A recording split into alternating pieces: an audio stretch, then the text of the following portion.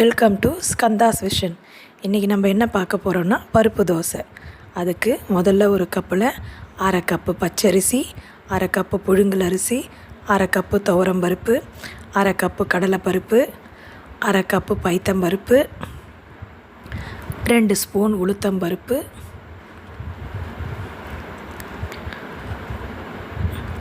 ஒரு 4 காஞ்ச மிளகாய் நல்லா தண்ணி விட்டு கழுவி 4 மணி நேரம் ஊற வச்சுக்கணும். 4 மணி நேரம் கழித்து அரை ஸ்பூன் மிளகு, 1 ஸ்பூன் சீரகம், அரை ஸ்பூன் சோம்பு, ஒரு 10 பல் பூண்டு, ஊற வச்ச மிளகாய், பருப்பு எல்லாத்தையும் போட்டு கொரப்பாக அரைச்சி எடுத்துக்கணும்.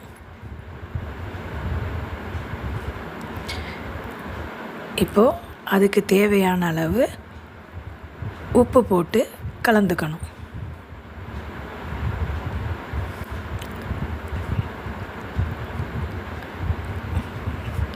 கலந்துட்டு நம்மளுக்கு எப்படி வேணுமோ, மெலிசா வேணும்னாலும் ஊற்றிக்கலாம், அடை மாதிரி வேணும்னாலும் ஊற்றிக்கலாம்.